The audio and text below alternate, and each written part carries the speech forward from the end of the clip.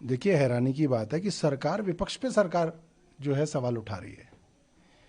कल हम किराड़ी गए थे और हमने वहाँ पे वीडियोस के माध्यम से दिखाया किस तरीके से भलसवा के कूड़े के पहाड़ों को काट काट के वहाँ से कूड़ा ट्रकों में भर के, हजारों ट्रक भर के किराड़ी के अंदर ज़मीनों पर भरा जा रहा है और नए कूड़े के पहाड़ बन गए हैं वहाँ पे। वहाँ पर जहाँ तक नज़र पड़ती है वहाँ पे देखें तो कूड़े की 4-4, 5-5 फुट ऊंची परत है, उसमें प्लास्टिक, पॉलीथीन, रसायन सब कुछ है। और बारिश के बाद वो जो कूड़ा गीला होता है उसके अंदर जो लीचेट फॉर्म होता है उससे पूरा का पूरा ग्राउंड वाटर पोल्यूट होता है। और मुझे लगता है इस तरीके से ये पूरी की पूरी दिल्ली को कैंसर कैपिटल बनाएंगे भारत की। जो महामारियां और बीमारियां फैलेंगी उससे हमारे आने वाली कई जनरेशन्स बर्बाद हो सकती हैं। मैं सरकार को ये कहना चाहूँगा कि अगर आपको इतना ही अच्छा लगता है कूड़ा तो एक ट्रक एलजी साहब अपने घर पे ले जाएं, एक ट्रक जो है रेखा गुप्ता जी ले जाएं, उनके घर के सामने जो पार्क है उसमें उसको फैला लें, वो भी रहें उसी कूड़े के साथ। जी, एक दूसरा मामला अभी ईडीसी को लेकर जो लगा उस पे लगातार अभी सवाल खड़े हो रहे हैं। धर्मेंद्र प्रधान का बयान है जो संबंधित मंत्री, उन्होंने कहा कि किसी के साथ भी भेदभाव नहीं किया जाएगा।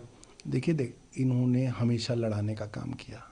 इन्होंने मुसलमानों को हिंदुओं से लड़ाया, फिर मुसलमानों को जो है हिंदुओं को जो है ईसाइयों से लड़ाया, फिर हिंदुओं को है सिखों से लड़ाया, हरियाणा में जाटों को नॉन जाट से लड़ाया, महाराष्ट्र में मराठों को नॉन मराठा से लड़ाया, गुजरात चले गए तो पटेलों को नॉन पटेल से लड़वाया। इन्होंने हमेशा ये किया है। बिहार के अंदर यादव वर्सेस ऑल किया। अब इनका पेट नहीं भरा तो इन्होंने सवर्णों को नॉन सवर्णों से लड़ाना शुरू कर दिया। ये पार्टी हमेशा से लड़ाकर वोटों की राजनीति करती आई है और ये वही कर रहे हैं। जी, अभी ऑल पार्टी मीटिंग जो बजट सेशन को लेकर, उसमें सरकार की तरफ से तमाम बातें कही गई।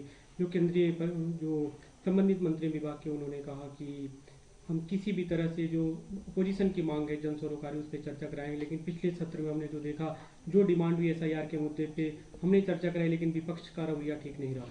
देखिए, ये तो सारे देश ने देखा कि पूरी की पूरी सिविक सोसाइटी चाहती थी कि पोल्यूशन के ऊपर बहस हो। उस वक्त पूरे के पूरे उत्तर भारत के अंदर प्रदूषण और AQI 400 से भी ऊपर था। सरकार ने वादा किया कि हम प्रदूषण के ऊपर बहस कराएंगे और आखिरी दिन सरकार भाग गई। ये सब ने देखा। तो सरकार की बात का कोई जो है अब भरोसा नहीं करता है। ये लोग जब अपोजिशन में होते हैं वहाँ पे ये सदनों को चलने नहीं देते, जहाँ पे ये सरकार में होते हैं वहाँ अपोजिशन को ये लोग बदनाम करते हैं।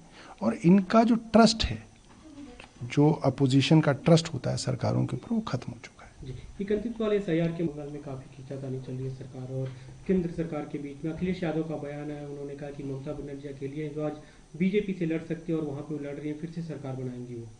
देखिए, इसमें कोई दो राय नहीं कि जिस तरीके से ममता बनर्जी ने भारतीय जनता पार्टी को उसकी भाषा में जवाब दिया, उससे पहले उद्धव ठाकरे ने, जब भी जितने भी समय उनकी सरकार चली, उद्धव ठाकरे ने भी इनको इनकी ज़ुबान के अंदर जवाब दिया।